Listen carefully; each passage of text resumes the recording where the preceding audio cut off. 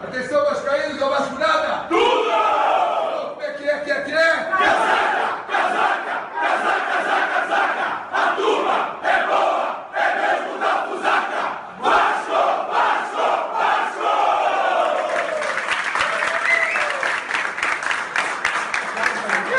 Olá, você vascaíno, você vascaína, seja mais uma vez muito bem-vindo aqui ao canal do Vascão Eterno.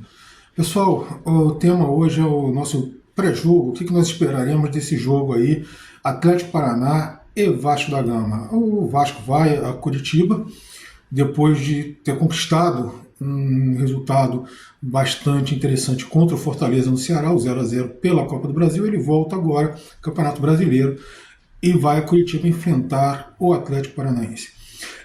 O Atlético Paranaense, por si só, já é uma equipe muito complicada de ser batida, jogando na Arena da Baixada, mais ainda.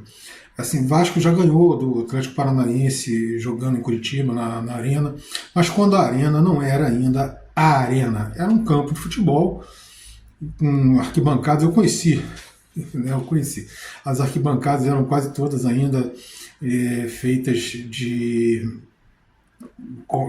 metal, né? Como é que se diz, de andaimes, né? Então, assim, era um campo bem acanhado, tinha uma parte pequena que era feita de cimento, concreto, mas a maior parte toda daquele campo do Atlético era de uma arquibancada de andaime com tábuas de madeira.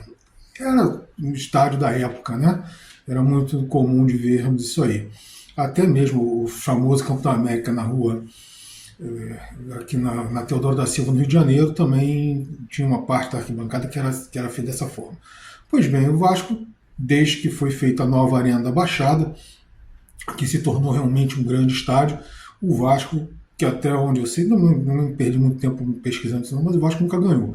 O Atlético é um time muito difícil de ser batido lá.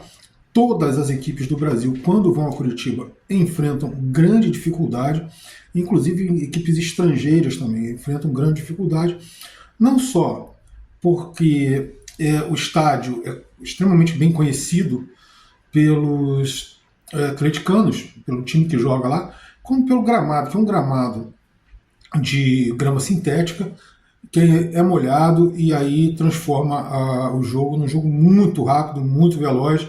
Quando você não está acostumado com esse tipo de rodagem, de velocidade do jogo, você sente uma certa dificuldade, ainda mais um time que, convenhamos, o time do Vasco, tudo bem, tem uma parte que é jovem, mas nós temos alguns atletas que já estão ali próximos já da aposentadoria, né? O Maicon, por exemplo, o Veguete, Medel, eles são atletas que já estão mais próximos da aposentadoria.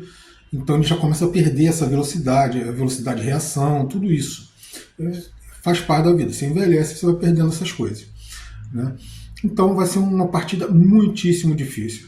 Como eu falei ontem, quem assistiu o meu vídeo, se não assistiu, eu sugiro que assista. Eu acho que o Vasco não tem time, principalmente por causa do meio campo. Quando você tinha o Paulinho no meio campo, ele podia até jogar mal alguns jogos, passou uma fase meio ruinzinha, mas o Paulinho, ele é o chamado todo campista, ele corre muito, ele preenche o campo, ele sozinho, ele está na direita, ele está na esquerda, ele está na defesa, ele está no ataque, ele chega na entrada da área para bater.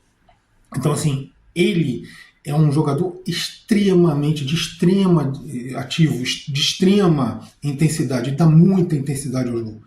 E se tivesse mais um Paulinho no meio campo do Vasco, o Vasco poderia jogar para frente com qualquer um, com qualquer adversário.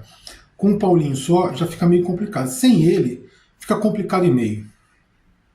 Porque o time do Vasco, embora tenha até alguns bons valores no meio campo, por exemplo, o próprio Matheus, que não quer mais se chamar de Cocão, mas ele não é um mau jogador. Ele até engana ali, não é um craque, está longe disso, mas ele engana, né? O próprio Hugo Moura, não sei se ele vai jogar, ele estava com tratamento, não sei ainda se ele vai jogar, talvez jogue ou não, mas a verdade é que nenhum deles consegue impor a intensidade de jogo que o Paulinho impõe sozinho. E nem em conjunto eles conseguem fazer isso.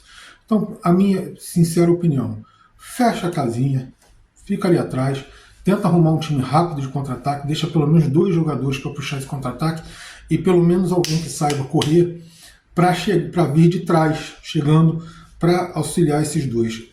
Sim, é cansativo, você vai ter que trocar esses atletas no segundo tempo, mas é a única maneira. Infelizmente, o Vasco não tem uma equipe capaz de jogar para cima do Atlético Paranaense, ainda mais na Baixada. Isso vai ser com praticamente qualquer time. É só a gente ver o que aconteceu no jogo contra o Criciúma.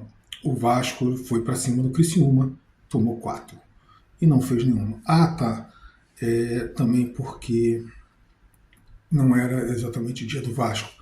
O Veguete perdeu o pênalti, Payet perdeu o gol de dentro da pequena área praticamente, ou dentro, o próprio Payet perdeu outro gol, e não sei quem perdeu o gol, e isso tudo quando estava 0-0 ou 1-0 no primeiro tempo. O Vasco poderia ter saído pelo menos com um empate no primeiro tempo, talvez até com uma vitória parcial, porque no primeiro tempo o Vasco não foi pior do que o Criciúma. Agora no segundo tempo o Vasco se perdeu completamente contra o Criciúma, e aí veio a lavada, até porque o Vasco atacava e não voltava. Quanto ao jogo de hoje, tem uma outra coisa que eu acho muito temerária. Diz que o nosso interino está pensando em colocar o Galdamez, né, lá, já de saída para esse jogo. Eu acho isso um risco extremo. O Galdamez não tem intensidade de jogo nenhuma. Assim, com a bola no pé ele até vai direitinho, não é um mau jogador, mas ele não sabe marcar, não volta, ele não tem a intensidade de jogo que esse jogo da Arena Baixada vai exigir. No segundo tempo, já com o time do Atlético um pouco cansado, pode até ser que ele entre ali pelos 15, 20 minutos, mas colocar o Galdamez de início é um risco grande. Espero que se ele entrar, ele queime minha língua, mas eu não faria isso. E também não colocaria o nosso menino Ryan. Eu acho que o Ryan precisa de mais treino, precisa de mais inteligência de jogo, ou seja, mais entendimento tático, ele precisa voltar mais. Mas ele não fazia isso na base. Sim, mas ele tem que aprender a fazer isso.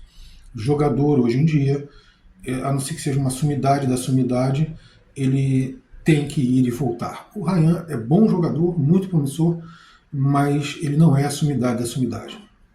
Então, assim, ele precisa de mais treino, de mais aperfeiçoamento tático, e aí eu acho que ele vai fazer uma figura muito boa nesse time do Vasco. Isso aí, pessoal.